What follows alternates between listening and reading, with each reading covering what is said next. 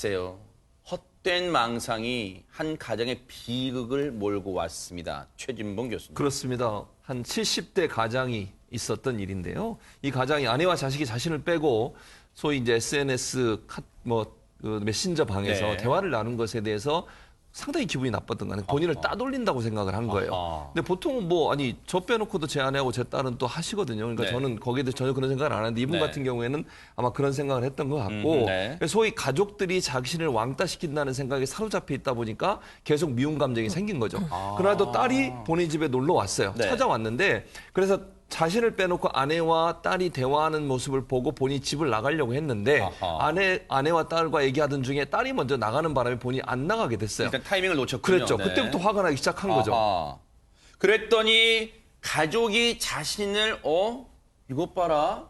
가장인데 그래도 내가 가장인데 날 따돌리고 자기들끼리만 히히낙낙거려? 시시덕거려? 이런 생각을 했던 것 같아요. 그런데 생각만으로 이런 불쾌감으로만 끝났으면 괜찮았던 일을 끔찍한 일이 벌어지고 말았습니다. 김기혁 아나운서. 예, 맞습니다. 그 오전에 그런 소외감을 이 남편이 느꼈다고 이야기를 하면은 오후에는 이런 일이 있었습니다. 네. 이 남편이 외출을 하려고 용돈을 달라고 한 겁니다. 네. 아내에게. 그런데 돈 없다, 줄 돈이 없다 이야기를 하니까 네. 이 남편이 저금통에 가서 동전통에서 동전을 꺼내서 외출을 하려고 한 거예요. 네. 근데 이 과정에서 이 남편과 아내의 다툼이 일어났습니다. 아하. 그런데 이 남편이 화를 참지 못하고 흉기를 사용해서 세상에. 아내를 수십 차례 이제 찔러서 살해하는 사건까지 벌어지게 된 거죠. 네. 이게 어처구니가 없잖아요. 아내와 딸이 자신을 따돌리고 이런 SNS상에서 대화를 한다고 생각한 것도 너무 어처구니 없지만 동전통에서 돼지저금통에 동전을 빼는 과정에서 말다툼이 있었다고 아내를 흉기로 수차례 휘둘러서 숨지게 했다. 그런데 혹시 이런 전조 증상은 없었어요? 이 집안에 뭔가 전조 증상은 없었습니까? 뭔가 이 사태를 막을 수 있거나 예견할 수 있었던 대목은 없었어요? 김기혁 아나운서? 일단 이 남편이 이야기하는 것은 내가 경제력이 없다는 이유로 가족들한테 좀 소외를 당했다, 무시를 당했다 이야기를 하고 있고 네. 또 가족들이 나를 빼고 앞서 이 최진봉 교수님께서 말씀을 해주셨지만 단체 이 대화방을 만들어서 대화를 하더라라고 이야기를 했습니다. 네. 그런데 이 남편은요, 2011년에 이런 그 치료를 받았습니다. 뇌전증, 망상 등의 이 정신질환 치료를 받았는데 이게 사실 알고 보니까 자신만 빼놓고 대화를 했다는 게 이제 이 70대 남편이 만들어냈던 망상이었던 거죠.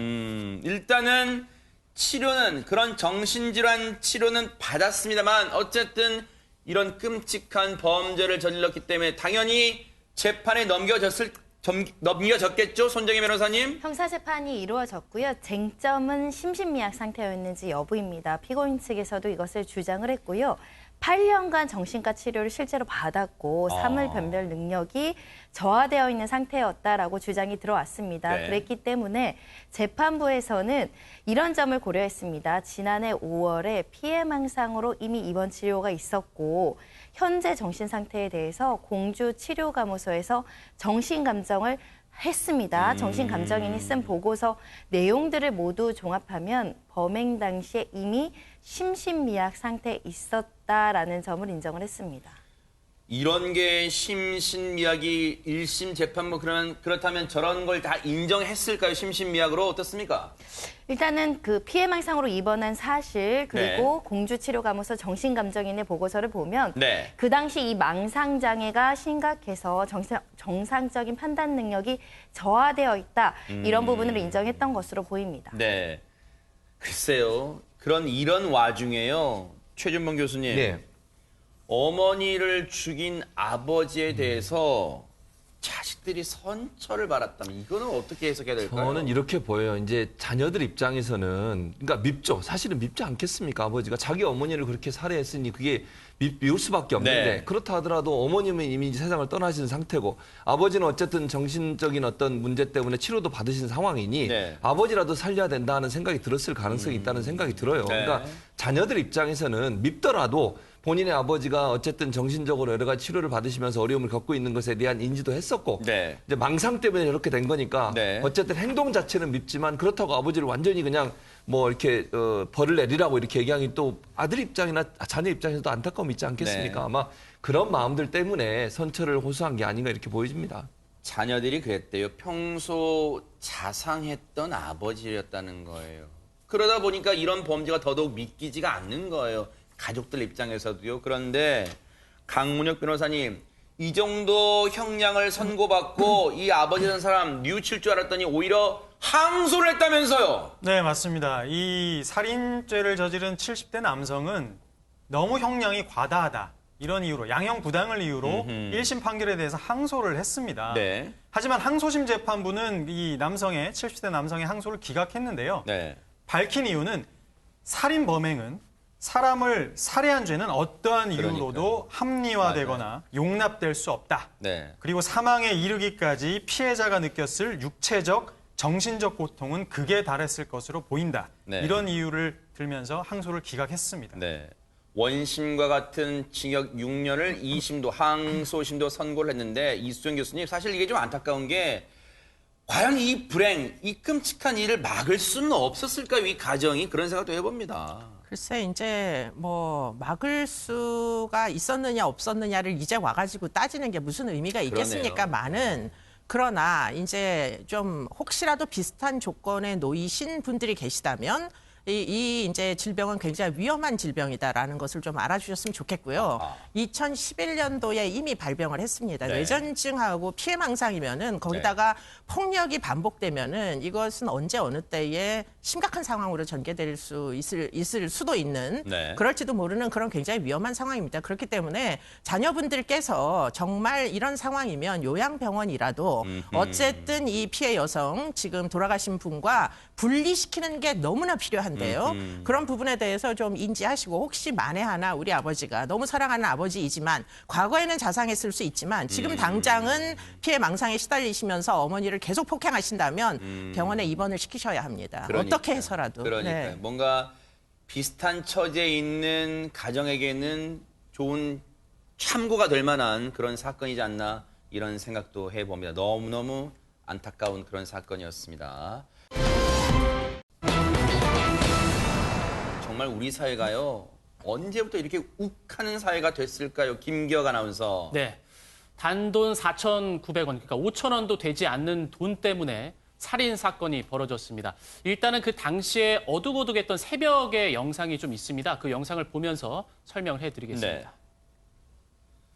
네, 지금 경찰들이 출동한 가운데 분주하게 움직이고 있는데요. 이 맞은편 차량을 좀 자세하게 볼게요. 하얀색 차량인데 얼룩덜룩하죠. 아이고. 저게 혈흔 자국입니다. 세상에. 자, 이 택시를 몰고 왔던 택시 기사가 무참하게 살해당한 건데요. 세상에. 이 다음 날의 풍경인데 어쨌든 이 택시 기사는 옮겨진 후에 이제 목숨을 날이 잃었습니다. 밝은 이제 저게 사건 현장인가 봐요. 날이 밝은 모습이네, 이 모습은요. 맞습니다. 이제 경찰이 조사를 하기 위해서 나와 있는 상황입니다. 좀 더 자세하게 설명을 드릴게요. 네. 사흘 전이었습니다. 이 창원의 한 아파트에서 60대 택시 기사가 운전하는 택시를 60대 또 다른 60대 승객이 타고 도착을 합니다. 네. 그런데 여기서 요금이 4,900원이 나온 거예요. 네. 그래서 승객이 카드를 건넵니다. 이 교통카드로 계산을 해 주십시오. 그런데 택시기사 이 카드를 받고 결제를 하려고 지금 저 하는데 장면인가 보네요. 예, 네. 이게 기계의 문제인지 네. 결제가 안 되는 거예요. 네. 그래서 카드가 결제가 안 됩니다. 현금으로 주셔야겠습니다. 라고 하니까 근데 여기서- 그런 걸 할 수 있잖아요. 카드 결제 안 되면 현금 없으세요, 손님 할 수 있잖아요. 네. 예, 기계가 고장났을 수 있으니까요. 네. 충분히 그렇게 요구할 수 있죠. 근데 여기서 약간 좀 시비가 있었던 것 같습니다. 네. 그러고서 이 남성이 집으로 올라간 거예요. 그러니까 이 택시 기사는 돈을 가지러 올라가나 보다라고 생각을 하고 있었습니다. 네. 그런데 이 남성이 돈을 갖고 내려오긴 합니다. 그런데 유리컵에요. 10원짜리부터 500원짜리 이제 동전을 4,900원을 조합해가지고 이렇게 저거예요? 던진 겁니다. 던진 거예요? 저기 보면 유리컵도 보이시죠? 세상에. 저기 담아온 다음에 조수석에다 그냥 뿌려버린 거예요. 세상에. 근데 여기서 이제 또 다툼이 생긴 겁니다. 그런데 이 택시 남성 기사님 입장에서 모멸감도 느꼈을 거 아니에요, 순간. 당연하죠. 얼마나 기분이 나빴겠습니까? 네. 여기서 또 다툼이 발생을 했는데 네. 이 남성이 이 컵에 동전만 담아온 게 아니고 품 다른 한 켠에 흉기까지 들고 내려온 세상에. 겁니다. 그래서 이 흉기를 휘둘러서 결국에는 이 택시 기사가 찔려서 숨지게 된 것이죠. 흉기 공격받은 택시기사는 결국은 병원으로 옮겨졌습니다만 안타깝게도 목숨을 잃고 말았고요. 저 흉기를 휘두른 사람은 당시에 현장에서 달아났다고 하는데 못 잡은 거예요? 그러면 이수영 교수님? 아니요, 이제 결국은 이제 잡기는 잡았는데 네. 문제는 뭐냐? 이 결국은 현장 주변을 이제 탐문을 했습니다. 네. 그래가지고 결국에는 13시간 후에 오후 한 3시 20분경에 은신처에 숨은 남성을 검거했는데요. 아, 지금 저 검거 장면이네요, 네. 네, 아하. 그랬는데 이제 당시에 뭐라고 얘기했느냐? 교통카드 때문에 이제 시비가 됐는데 문제는 내가 술이 취해서 그 당시가 기억이 안 난다. 많이 듣던 얘기죠. 또 그렇게 이제 주장을 했었다고 합니다. 네. 술이 진짜 왜 사람을 이렇게 만드는 거예요? 그냥 4,900원을 미안합니다, 기사님. 제가 카드가 안 됐었는데 집에 가서 4,900원 갖고 왔는데 미안합니다. 제가 지폐가 없어서 동전밖에 없어요. 이거라도 연말인데 죄송한데 받으세요 하고 하면 끝날 일이었잖아요, 광문혁 변호사님. 네, 맞습니다. 지금 이 사건에서 그 현재 혐의를 받고 있는 남성은 중형을 피하기 어렵습니다. 왜냐하면요. 가장 중요하게 봐야 될 게 살인 범죄에 있어서는 이 사건의 경우에는 현재까지 나타난 증거들이 비교적 명확하기 때문에 네. 유죄 판결을 피하기는 어려울 것인데 네. 그럼 결국 계획적 범행이냐 아니면 우발적 범행이냐가 핵심적인 쟁점으로 떠오를 수가 있습니다. 네. 그런데 범행 도구인 흉기를 미리 준비를 해간 점이 아하. 있고요. 그다음에 칼을 씻고 그다음에 은신처로 도주까지 했습니다. 네. 이런 점들을 검토해 보면 네. 계획적 범행이지 않냐. 이 점이 비교적 명확하게 드러나기 때문에 네. 향후 이 점을 고려해서 재판부가 판단을 하지 않을까 이렇게 예상해 봅니다. 지금 경찰은 이 사람이 13시간, 사건 발생 13시간 만에 검거됐기 때문에 그동안 어딜 도주했는가도 또 지금 이 면밀히 들여다보고 있는데 이수영 교수님 이 사람은 기억이 안 난다고 하지만 곳곳에 말이 앞뒤가 안 맞는 부분이 있어요. 그 증거를 인멸하려고 했던 정황이 포착됐다면서요? 네, 지금 나오는 것처럼 이 사람이 그냥 뭐 13시간 동안 막 헤매고 다닌 게 아닙니다. 술 네. 깰 때까지. 지인의 차량으로 이제 결국 도주를 해가지고 아하. 식사까지 하고요. 그리고는 이제 당시에 아까 차에 막 피가 흥건했잖아요. 네. 그러니까 본인의 옷에도 아주 흥건하게 피가 묻었을 겁니다. 싹 갈아입었다는 거예요. 아하. 그리고 또 씻기까지 하고. 네. 그러니까 이거는 증거를 인멸할 정황이다. 이렇게 볼 수 있고 더군다나 아까 네. 변호사님 말씀하신 대로 네. 이게 그냥 우발적으로 치고받고 하다가 일어난 사건이 아닙니다. 집에까지 들어가서 결국에는 동전을 가지고 나오면서 흉기를 숨겨가지고 나온 거죠. 아하. 그 부분에 대해서는 책임을 면하기 어렵습니다. 그러니까요. 너무너무 정말 아무것도 그냥 넘길 수 있는 이런 일이 한순간에 분을 참지 못하는 바람에 어처구니 없는 끔찍한 결말을 맞는 사건으로 번지고 말았습니다. 너무너무 안타깝고 분노가 치미는 그런 사건이었습니다. 어제가 이제 2020년 경자년 새해 첫날이었잖아요. 그런데 혹시 인터넷을 하신 분들은요, 검색어 상위권에 이 이름 두 자가 있는 걸 보시고 깜짝 놀라셨을 거예요. 김기혁 아나운서. 네, 정말 많은 사랑을 받고 계신 분이죠. 국민 MC이자 장수 MC인 송혜 씨의 이야기입니다. 네. 이게 2019년의 마지막 날인 12월 31일, 그러니까 그저께 보도가 된 내용인데 네. 이제 송혜 씨가 건강 이상설이 있다라고 보도가 됐어요. 아, 그래요? 그게 이 보도한 내용에 따르면 폐렴 증세 때문에 응급실에 실려갔다는 건데 치료 기간이 한 2주에서 4주 정도 걸린다라는 내용이 있었고 그래서 많은 분들이 왜 연세가 좀 많으시기 때문에 네. 걱정을 엄청나게 많이 했단 말이에요. 그러면서 이 우려를 표현하는 이제 네티즌들의 댓글도 굉장히 많이 나왔던 상황이었고요. 네. 근데 이제 여러분 제가 드린 이 말씀 오해는 하지 마세요. 근데 손정희 변호사님 사실 폐렴 또 연세가 있으시기 때문에 왜 많은 분들 걱정하냐면 이 연세에 폐렴이 걸리셨기 때문에 많은 분들 걱정하시는 것 같아요. 그런데 정말 다행스럽게도 애초에 알려진 대로 폐렴이 아니고 아하. 심각한 건강 이상이 아니시라는 겁니다. 송혜 선생님께서 지금 감기 몸살로 입원한 것이라고 이제 입장을 밝혔고요. 네. 처음에는 2주 내지 4주 정도는 치료를 받아야 된다 이런 보도가 있었지만 네. 한 2, 3일 정도 경과를 보고 퇴원할 수 있을 수준이다라고 이야기를 하고 있고요. 폐렴 증세는 예전부터 있긴 했지만 현재는 단순 몸살이다 이렇게 밝혀서 천만다행입니다. 그러네요. 진짜 천만다행이었습니다. 많은 분들이 진짜 걱정 많이 하셨을 것 같아요. 근데 천만다행인데 진짜 건강한 모습으로 무대 설 때 우리한테 늘 기쁨, 웃음 선사해 주신 분이잖아요. 그 무대 섰던 모습 한번 보시고 이어가 보도록 하겠습니다.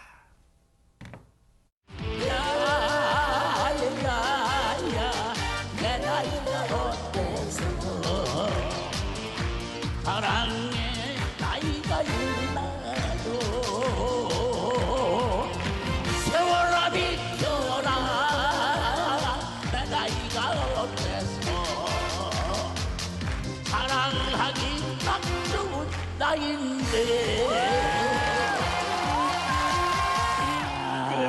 선생님의 무대 네. 인수는 선생님 어떻게 보셨는지 심사평 듣겠습니다. 예. 예, 한번 들어보도록 하겠습니다. 잘 부탁합니다. 내 나이가 어때서라는 노래는 조금 나이 드신 분이 불러야 되는 거 아닌가요? 너무 어리세요. 너무 어리세요.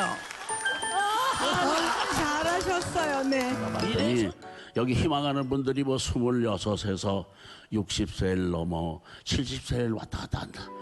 이때가 하고 싶은 거 할 때입니다, 정말로.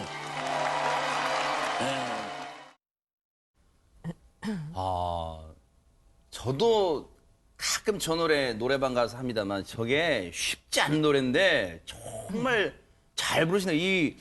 이 뭐라는 게 이 배에서부터 배심으로 다 부른다는 게 느껴지는데 최진봉 교수님 사실 예.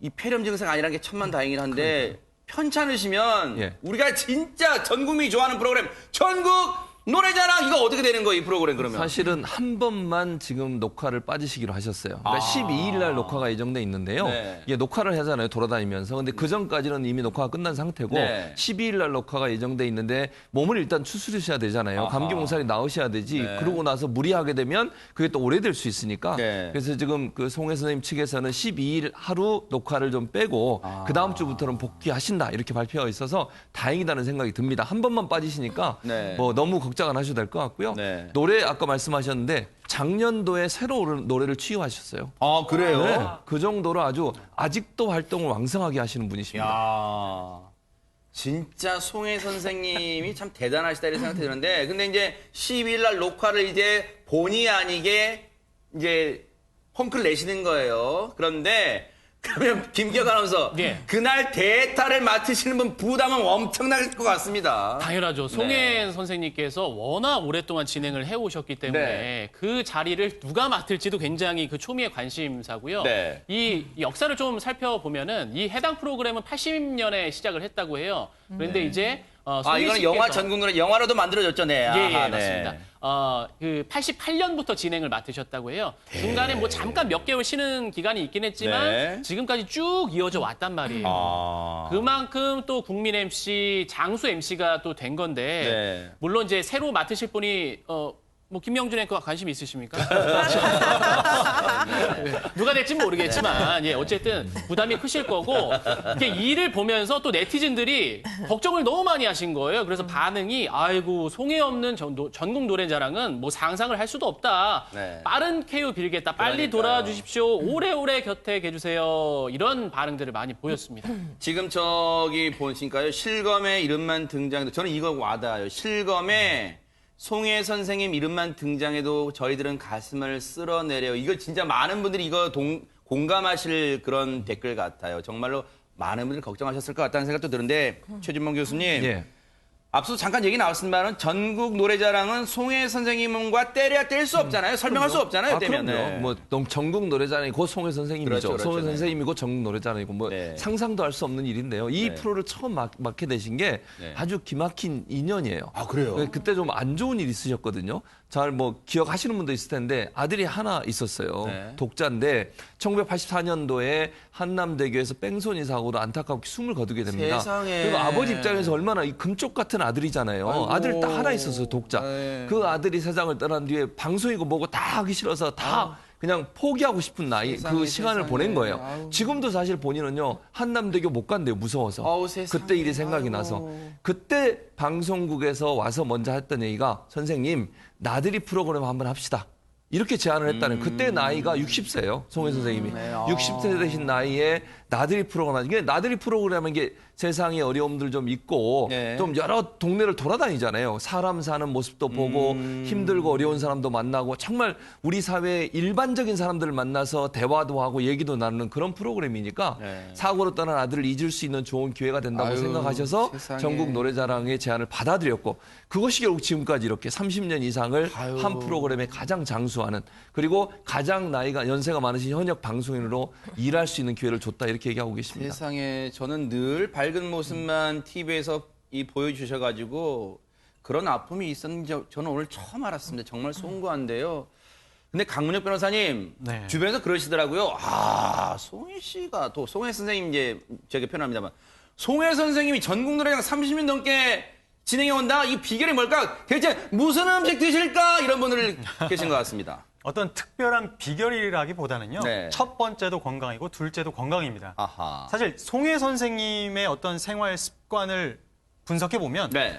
저는 물론이고 시청자분들께서도 정말 본받으셔야 돼요. 왜요? 김영준 앵커께서도 본받으셔야 어떤 돼요. 걸까요? 매일 아침 7시에서 7시 반이면 아침 식사를 하시고요. 대박. 그다음에 또 오후 4시면은 목욕탕을 가신다고 합니다. 아하. 그리고 항상 잠도 일정하게 주무세요. 10시 네. 전이면 주무신다고 하고요. 아하. 그리고 계단을 이용하시고 그다음에 대중교통을 또 이용하시고 이런 게 오랜 기간 그냥 습관화 되신 거죠. 아하. 저만 해도 사실은 뭐 운전한다 뭐 한다 해서 대중교통 뭐 이용하기도 잘 힘들고 걷기도 좀 못하고 있는데 네. 정말 새해에는 본받고 싶습니다. 진짜 여기 다 있네요. 아침 식사. 이 두뇌 회전에 좋다는 아침 식사 꼬박꼬박 하시고 규칙적으로 4시에 목욕탕. 거의 칸트 같은 삶을 쭉 사시는 거 아니에요. 정해진 시간에. 그리고 대중교통 이용하고 계단 이용하고 정말로 건강하지 않으려 해도 전장 건강해질 수밖에 없는 그런 삶을 살고 계신데 최재범 교수님. 예. 60년이 넘었어요. 방송 그렇죠. 경력만. 그러면 맞습니다. 지금 현역 중에는 최고령인가요? 혹시 어떻습니까? 최고령입니다. 여러분 이해하기 쉽게 제가 이런 설명을 드려보고 이순재 선생님 아시죠? 네. 이순재 선생님도 이제 연세가 많은 분으로 알려지고 있잖아요. 이게 뭐야?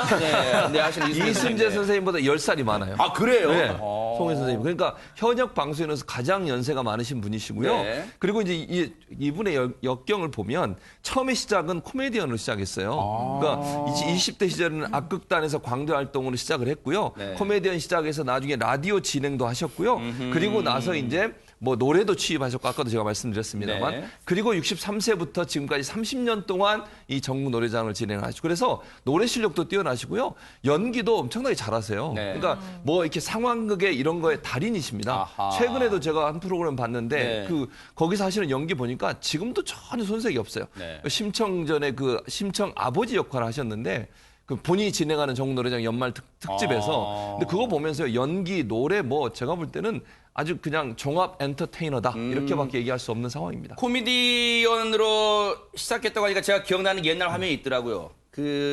뭐 구봉서 선생님과 같이 나왔던 프로그램 중에 김수환무 거북이와 구름이 뭐 했던 것도 네. 옛날 화면 보니까 있더라고요. 아, 코미디언이었다는 게 또 생각납니다. 그런데 올해 이제 94입니다. 송혜 선생님이. 정말로 아직도 이 원기왕성하신데 여전히 이루지 못한 꿈이 있다. 94 정도면 다 이뤘을 것 같은데 대체 무슨 꿈을 이루지 못한 건지 한번 들어보시고 이어가 보도록 하겠습니다.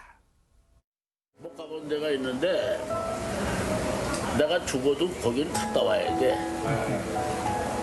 황해도 재령군 재령읍에 그 손목희라는 사람이 하나 살았거든. 그 사람을 내가 가서 우리 고향에 가서 송혜가 고향에 노래자랑 하러 왔습니다. 이걸 해 줄 거 아니냐고. 아니 외로울 때는 뭐 어머니 생각할 때 노래 같은 거나 뭐 이렇게 그런 거 있어요? 18번지 같은 거 있을 텐데.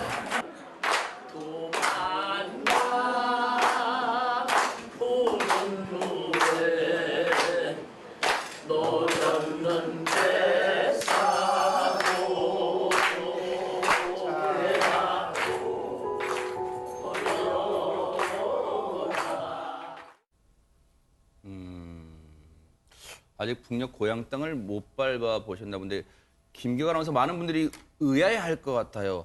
아니 저 정도의 유명하신 분이고 참 우리의 94살이면요. 한 세기, 정말 100년, 거의 한 세기를 우리와 함께 이 대한민국과 함께 동고동락 해오신 분인데, 아니, 방북단 이런 데 한 번도 포함 안 되신 거예요, 그러면? 어떻습니까? 예, 그 송혜 씨께서는 이제 27년생이신데, 네.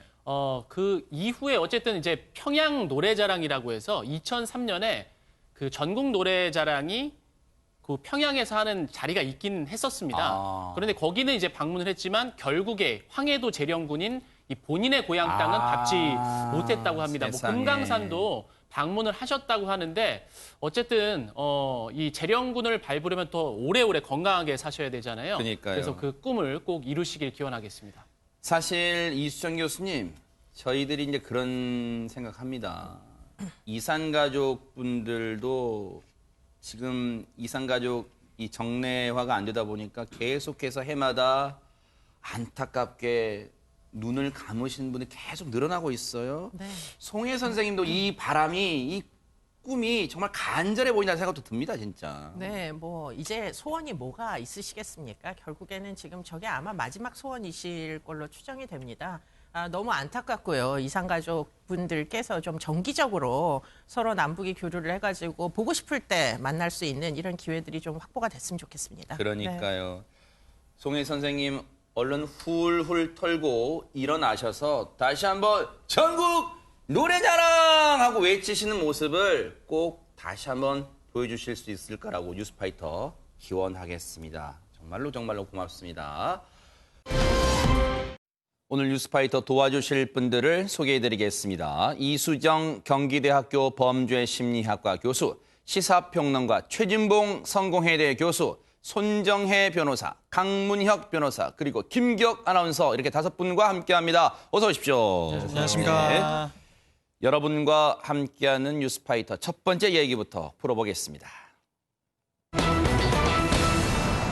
아마 2019년을 흔들었던 고백 중에 가장 충격적인 게 이 사람의 고백이지 않았나 싶습니다. 김기혁 아나운서. 네, 바로 이춘재 고백입니다. 1989년 7월 7일 이 초등생 실종 사건 저희가 또 보도를 해드렸었는데요. 네. 이 당시의 상황을 살펴보면 이 초등학교 2학년 여자아이가 수업을 마치고 귀가하던 중에 사라졌습니다. 네. 그런데 이 경찰이 수사를 하다가 네. 결국에 이 시신을 같은 해 12월에 발견을 하게 됐는데 네. 이게 단순 실종 사건 처리가 됐단 말이죠. 아하. 그래서 저희가 또 뉴스파이터에서 방송을 했듯이 당시 경찰의 부실 또 은폐 수사 논란이 있었죠. 네. 그런데 이춘재가 여기에 더해서 그 범행 경위에 대해서 더 자세한 자백을 내놨습니다. 아하. 그 자백은요. 네. 바로 이제 우리가 이 여자아이를 이춘재가 따라간 것인지 네. 이게 어떻게 만난 것인지 궁금했잖아요. 근데 네. 이춘재의 말로는 자신이 극단적인 선택을 하려고 살기 싫어서 야산으로 갔답니다. 네. 줄넘기를 들고 야산으로 갔는데 거기서 우연히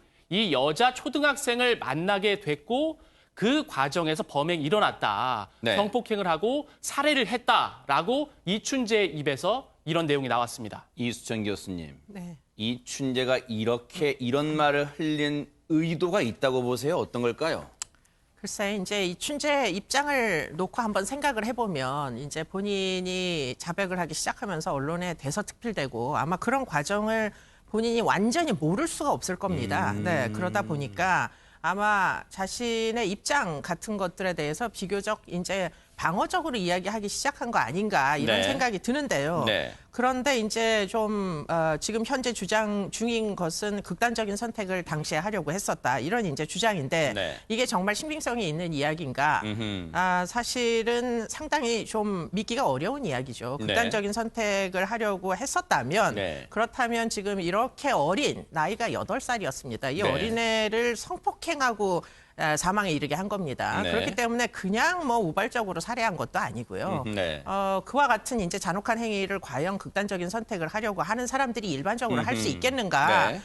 개연성이 없다고 봐야 되겠죠. 그러나 이제 이런 얘기를 이제 와가지고 하는 얘기는 네. 이유는 아마도 이제 뭐 본인에 대하여 이러쿵저러쿵 사회 내에서 이야기가 오고 간다는 사실을 인지하게 되면서 뭔가 좀 방어적으로 뭐 체면 차리기 뭐 이 정도는 그래도 좀 제스처로 보여줘야 되는 거 아닌가 네. 이런 생각을 좀 하고 있는 거 아닌가. 더군다나 지금 윤 씨가 등장을 했잖아요. 네. 자기 대신에 이제 그야말로 장기간 동안 수용 생활을 한 사람이 이제 등장하다 보니 네. 이제 이춘재 입장에서도 결국은 이제 원하면 내가 법정에 출두해서 이야기를 해주겠노라고까지 뭐 얘기가 오고 가다 보니까 이게 이제 드디어는 사람들 앞에 나설 때가 오고 있는 것을 지금 인지를 하고 있는 것 같습니다. 네. 그러다 보니까 지금 이런 앞뒤 안 맞는 얘기를 하는 거지. 그러니까요. 지금 8살짜리 어린애가 산에 이 지금 야산에 올라가서 결국 우연히 만났다는 건데 산에 아이가 뭐 하러 올라갑니까? 네. 예, 대낮 시간대에. 네. 그렇기 때문에 이런 이제 정황적으로 보면 앞뒤가 안 맞는 얘기인데 네. 그런데도 굳이 하는 이유는 아마도 이제 뭔가 이제 앞으로의 이제 과정을 예견을 하면서 좀 체면 차리기 정도를 하려는 거 아닌가 싶습니다. 네.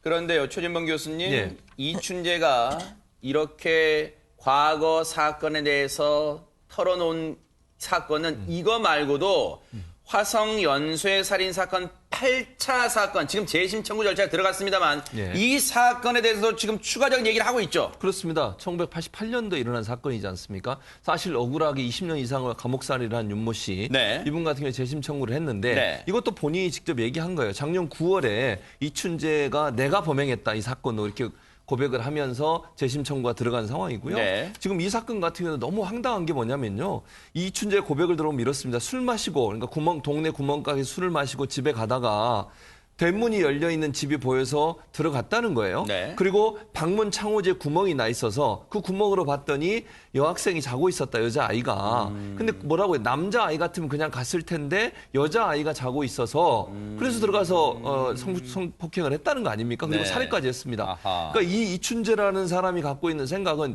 여자는 뭐 아이든 어른이든 나이 많으신 분이든 관계없이 본인의 성욕을 채우기 위한 하나의 어떤 대상으로밖에 안 보였다는 네. 것밖에 안 되는 거 아니겠습니까? 네. 그리고 이렇게 경찰이 어쨌든 20년 이상이나 잘못된 어떤 판단을 해서 이 사람이 감옥까지 가게 만들었으니 그 책임도 상당히 무겁다 이렇게 볼 수밖에 없고 이춘재 이런 행동을 보면 그냥 단순히 한 사건에 연루된 게 아니라 화성에서 일어났던 그 많은 연쇄살인 사건들이 모두 다 이춘재와 관련된 게 아닌가 하는 의심을 갖기 충분하다 이렇게 보여집니다. 그러니까요. 8차 사건 당시에 피의자로 몰렸던 윤모 씨는 그렇다면 당시에 이 집에 대해서 알고는 있기는 했던 걸까요? 한번 들어보시고 이어가 보도록 하겠습니다. 피해자의 오빠와 지인이었다. 당시 보도가 됐었는데 지인인 거 맞습니까? 지인인 건 안 맞고요. 그 당시에 제가 농기구 할 때는 예, 그 공장 다니실 때? 네, 여러 사람 상대하다 보니까는 뭐 제 또래가 있다고 해도 다도 잘 모르거든요. 아, 제가 내 친구라는데 좀 저는 기억이 없습니다. 얼굴이 기억이 안 나는 정도 사이였다. 예. 그럼 그 집 가보긴 하셨어요? 피해자의 집? 가본 적이 없습니다. 가본 적도 없어요. 그러니까요. 지금 윤모 씨는 그런 집조차도 모른다는 거 아니에요. 그런데 이런 진술에 대해서 그렇다면 강문혁 변호사님, 경찰은 어떤 입장일까요? 네, 우선 경찰은 아직까지는 조심스러운 입장입니다. 아까 이 교수님 말씀하신 대로 이춘재가 지금 범행의 경위에 대해서 조심스럽게 진술을 하고 있는데 사실 그 범행 경위라는 게 상식적으로는 좀 앞뒤가 맞지는 않거든요. 네. 그래서 경찰 입장은 현재 이춘재의 진술은 일방적인 본인의 진술일 뿐이어서 이를 통해서 범행이 계획적이냐 또는 우발적이냐를 판단할 수는 없다. 네. 또 이춘재가 본인의 내면이 드러날 수 있는 뭐 성욕이라든지 이런 단어는 일절 사용하고 있지 않다. 이렇게 밝히고 있습니다. 네. 성욕이란 단어를 교묘하게 드러내지 않는다는 것은 이게 범행 동기와도 직결될 수 있다. 이런 생각이 듭니다. 이수영 교수님. 네, 뭐 어떻게 보면 굉장히 자기 방어적인 논리죠. 네. 성범죄자의 일반적인 방어 논리는 네. 피해자 책임론입니다. 그렇기 때문에 왜 문을 안 잠궈놓고 잤느냐, 그리고는 왜 야산에 올라왔느냐 이런 식으로 결국은 피해자에게 뭔가 나를 초대할 기회를 너희들이 주지 않았느냐 이런 식으로 지금 얘기를 하는데 네. 문제는 피해자가 성인이라도 이런 변명은 통하지 않지만 그렇죠. 더군다나 지금 피해자 나이들 보세요. 네. 8살이고 13살인데 네. 그런데 어떻게 해서 지금 이런 종류의 진술을 여전히 하는 것인지 그러니까요. 기본적으로는 이런 이제 어떤 성인지적인 왜곡이 결국 이런 일련의 범죄를 만들었다 이렇게 봐도 과언이 아닙니다. 네. 이춘재의 발언은요, 도무지 종잡을 수가 없는데 이 와중에 김기혁 아나운서 경찰까지 걱정했다는데 이게 무슨 내용이에요, 대체?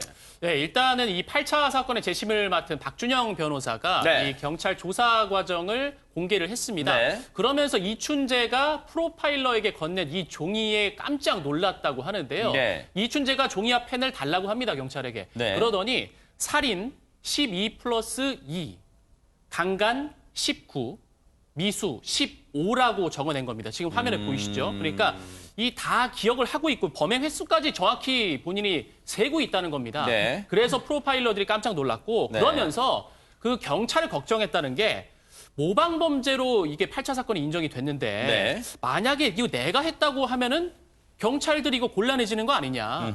그 당시에 이제 윤모 씨가 또 옥살이를 했기 때문에 네. 경찰들이 곤란한 거 아니냐 그러면서 걱정을 했다고 하는데 네. 그래서 당시 프로파일러가 그런 걱정을 하지 말고 진실을 이야기하는 것이 중요하다라고 네. 하면서 이야기를 이끌어내려고 했다고 합니다. 네. 어쨌든 지금 8차 사건, 화성 연쇄 살인 사건의 8차 사건에 대해서는 지금 재심이 청구가 됐습니다. 앞으로 정말 이춘재가 법정에 나서서 증언을 해줄지 관심이 가는 대목인데요. 뉴스파이터가 끝까지 재심 관련해서도 따라붙어 보도록 하겠습니다. 늘 그런 얘기 합니다만 님과 남의 차이가 저만한데 정말 그걸 여실히 보여주는 사건입니다. 손정혜 변호사님. 네, 지난해 2월에 발생한 사건이고요. 청주의 한 아파트에서 이혼 소송 중인 부부가 있었습니다. 네. 그런데 남편이 아내를 끌어안고 신체 일부에 대해서 추행을 했고요. 아이고. 아내는 남편의 팔을 꼭 꼬집으면서 저항을 합니다. 어허. 그런데 이 팔을 꼬집은 행위, 이것이 폭행이다라고 하면서 형사 재판에 회부가 됩니다. 아하. 남편이 저 행위에 대해서 화가 잔뜩 났나 봐요. 일단은 이 꼬집힘을 당하니까 하면서 뭐야 지금 나를 폭행한 거야 하면서 지금 이 고소를 했고 이게 재판에 넘겨졌다고 하는데 김기혁 아나운서 네. 재판에 넘겨진 안에 일단 뭔가 자기 이유가 있었을까? 그러니까 뭐라고 했습니까? 예, 맞습니다. 일단은 이 남편과 아내가 이혼 소송 중이었기 때문에 보통은 이혼 소송 중이라고 하면 서로 사이가 안 좋을 거라고 예상이 되잖아요. 네. 근데 그런 과정에서 남편이 자신을 끌어안고 추행을 하려고 했다. 그런데 나는 거기에 대해서 소극적인 나의 저항의 방법이 팔을 꼬집는 것밖에 없었다라고 하면서 나의 행위는 정당방위다라고 주장을 했습니다.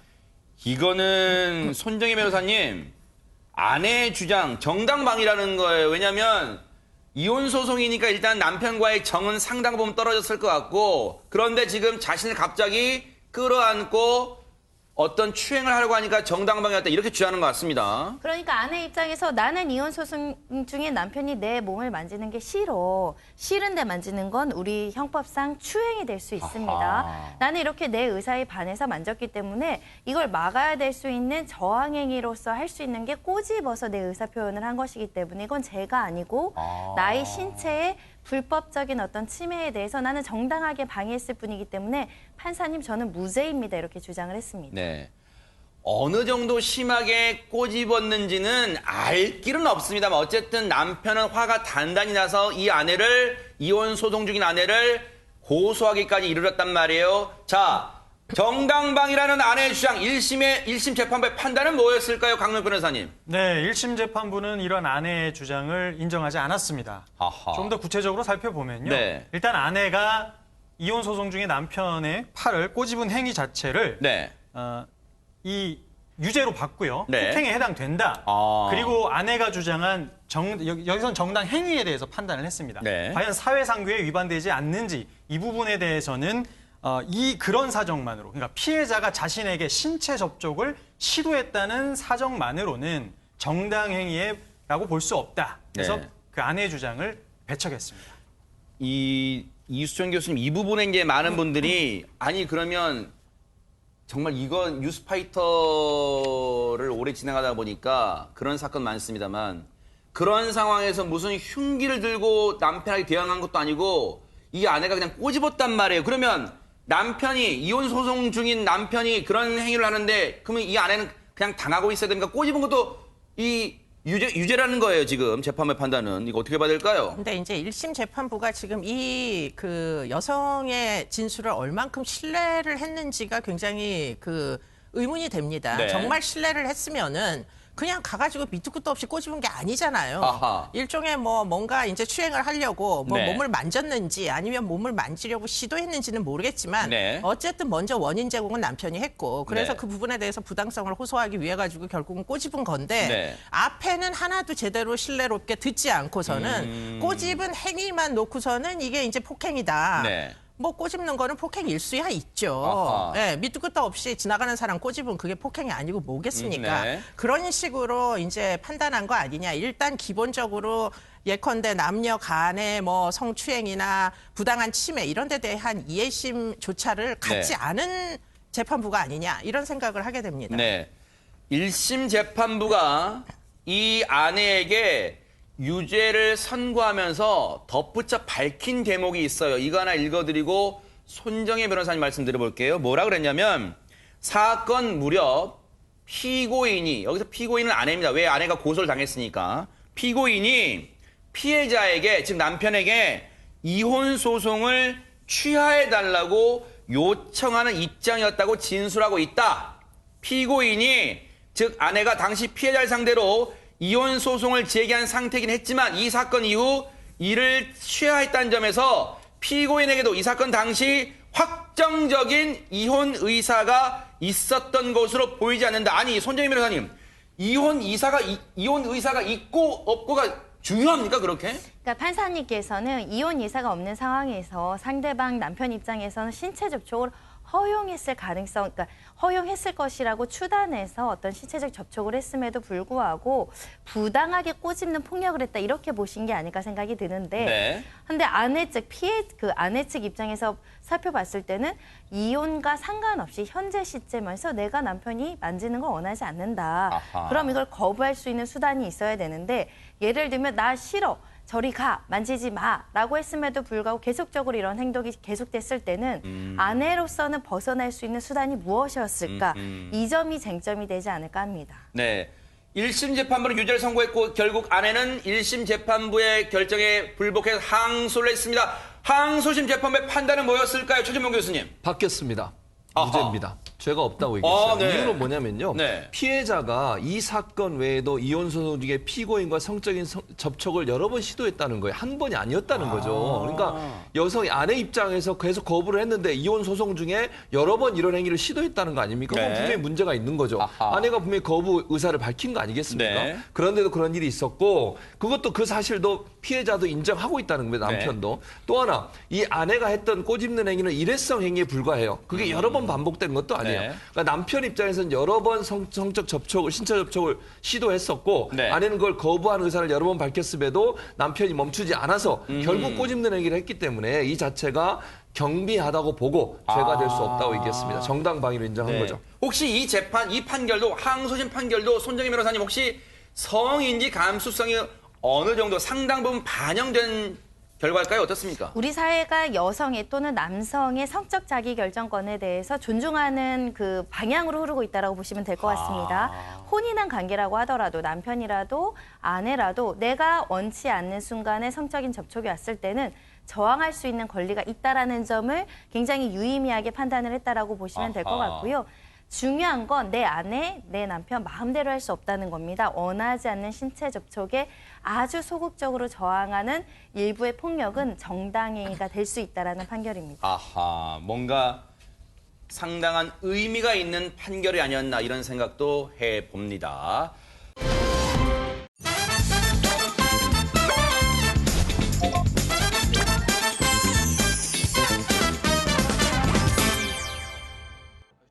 와, 좋겠다. 김기혁 아나운서만 저렇게 해주고. 네. 고소남 나오세요, 고소남. 2020년에도 고소남 활약 계속됩니다. 고소남이 왔어요. 네. 고소남이 왔어요. 네. 네. 범인 소개해주는 남자. 네. 고소남 김기혁입니다. 네. 오늘 사연을 소개해드리겠습니다. 오늘은 그 7년차 주부께서 온라인 커뮤니티에 올라온 글인데 써주신 글인데 소개해드리겠습니다. 네. 안녕하세요. 제가 글을 쓰는 이유는 이게 화를 내도 되는 상황인지 알 수가 없어서입니다. 아하. 시어머니가 저에게만 찬밥을 3번이나 주셨어요. 이거 의도 있는 건가요? 아니 화를 내도 되는 거 맞나요? 네. 손정혜 변호사님께 여쭤볼까요? 손정혜 변호사님도 이제 며느리 입장이실 텐데, 며느리이신데 댁에서 이제 어쨌든 며느리에게 찬밥을 준답니다. 시어머니가 이거 어떻게 근데 이게 화를 내도 네. 되는 사이인지 헷갈리신다고 하셨잖아요. 네. 상황은 찬밥이 오래 그 밖에 있어서 찬밥이 아니라 보통 밥솥에서 헌밥을 꺼내고 새 밥을 지어야 되잖아요. 아하. 그래서 잠깐 밖에 빼놓은 밥, 이 밥이 좀 식어서 찬밥이라고 하는 것인데 그 찬밥이에요. 그래서 새로 한 밥은 아. 아버님과 아들에게 주시고 우리 시어머니께서 아가야 애미야 너는 나랑 이 밥 먹자 하시면서 줬다라는 거예요. 처음에는 너무 당황해가지고 뭐지라는 생각에 그냥 먹었다라고 하는데 네. 같은 일이 2번이 더 있다 보니까 진짜 이건 뭔가 싶었던 그 사연자분께서 글을 올렸습니다. 이수정 교수님 혹시 며느님 있으십니까? 예비 며느리 있습니다. 아, 예비 며느리. 예비 며느리. 만약에 이제 예비 며느리시니까 가끔 이제 인사도 오고 이제 그러실 거 아니에요. 혹시 찬밥 주셨죠? 근데 이게 지금 화가 날 일인 거는 그런 것 같기도 해요. 제가 네. 이제 며느리였으니까.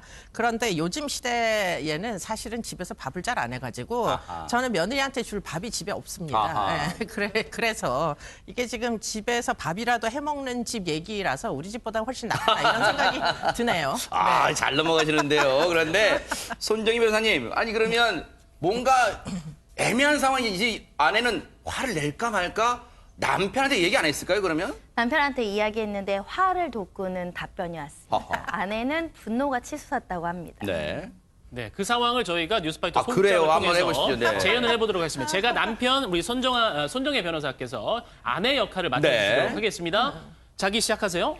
어쩜 어머니 그럴 수가 있지? 어떻게 나한테 찬밥을 주실 수가 있어?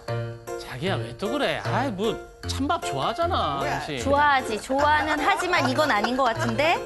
그냥 좋아하는 수준이 아니잖아. 아니 라면 먹을 때도 찬밥만 찾잖아, 솔직히. 라면에 들어가면 찬밥이 데워져. 그래서 좋아하는 거고 지금 그게 아니고 거꾸로 생각해봐. 만약에 우리 집에 왔는데 처가에 왔는데 당신 찬밥 주면 기분 어때? 나쁘게 찬밥. 나쁘겠지? 상상해봐. 그거 나쁘긴 나쁘네. 봐봐. 근데 나도 기분이 나쁘잖아. 아니 근데 우리 엄마가 자기한테만 이렇게 주는 것도 아니고 엄마도 같이 찬밥을 먹잖아. 그거는 뭐 그건 괜찮아? 그거 지금 말이라고 하는 거야? 그래? 나 맞아야 돼? 아, 네. 한 대만 때려도 돼? 꼬집으면 고소할 거야. 정당방이야. 네. 한 대만 때리고 싶을 정도면 얄밉단 말이에요, 손정희 변호사님. 네. 그러니까 이게 뭐냐면은 남편이랑 이야기를 해도 마치 내가 바보가 된 듯한 기분이었다. 기분이 나쁘다는 걸 인정하지 않는 남편의 태도. 너무나 자연스럽게 아내와 어머니는 찬밥을 먹어도 되라는 것 때문에 화가 난 것 같습니다. 네. 지금 이게 딱히 결론은 안 나지만 이 사연을 접하고 많은 분들이요, 뭔가 글을 남기셨을 것 같아요, 최진봉 교수님. 그렇습니다. 이렇게 누리꾼들의 반응이 나왔는데 뭐라고 나왔냐면 저는 이랬습니다. 어머니 저 찬밥 주시면 친정 갈 때 남편도 찬밥 먹일 거예요. 이렇게 하라는 거예요. 또 어떤 분은 다음에는 찬밥은 냉동실에 넣고 같이 새밥 드세요라고 제안하신 분도 있고요. 네. 또 어떤 분은 남편 밥이랑 어머니 밥을 바꿔버리래요. 네. 그러면 어머니는 다음에 4인분 밥을 꼭 하실 거다. 이렇게 지금 댓글을 올려놓고 있습니다. 네. 아니 근데 많은 며느리들이 상당부 물론 이제 이 시어머님 입장 이해하시는 분도 있으시겠지만 강문혁 변호사님 많은 분들이 지금 며느님 편 들고 계세요. 지금. 네, 이건 공감할 수밖에 없습니다. 며느리분 입장에서. 저는 네. 변호사로서 이 사연 들으니까 어떤 생각을 했냐면요. 헌법상 평등권이 평등권. 네, 아니 정말로. 와. 왜냐하면은 그 평등의 의미가 네. 다른 것을 다르게, 네. 같은 것을 같게 취급하는 거거든요. 네. 근데 며느리하고 아들하고 뭐가 다르겠습니까? 네. 같이 가족인데. 그럼 같이 취급을 해줘야죠. 근데 누구는 네. 찬밥 주고 누구는 아하. 따뜻한 밥 주고 네. 이거 정말 평등권 침해가 아닌가 저는 이런 생각했습니다. 아하, 네. 변호사가 최고의 신랑감인 것 같습니다. 자, 한번 주장. 네. 피해갈 수 없는 질문이죠. 김경 아나운서 예. 이제 결혼했는데 김경 아나운서 어머님이 이 부인한테 아가 너랑 나랑 찬밥 먹자 한단 말이에요. 어떻게 하실 거예요? 아, 요거는 남편이 솔직히 잘해야죠. 아하, 남편이 네. 그 아내한테 찬밥을 주면 어머니가 자기 찬밥 먹으면 배탈 나지 않아? 나랑 바꾸자. 내가 따뜻한 밥 이거 줄게. 내가 찬밥 먹게. 나 찬밥 좋아하잖아. 하면서 요걸 한 3-4번 바꿔줍니다. 네. 그러면은 이제 엄마도 찬밥을 안 주시죠. 아하. 예, 요렇게 좀 전략을 좀 짜셔야 돼요. 네. 준비돼 있죠, 저? 자, 저는 그럴 줄 준비돼 알고 김경 아나운서 어머님께서 저한테 개톡을 주셨어요. 뭐라고 하셨는지 아세요? 아들 키워놨더니 서운합니다라고 이 개톡을 주셨습니다. 예. 더 잘하시기 바랍니다. 네.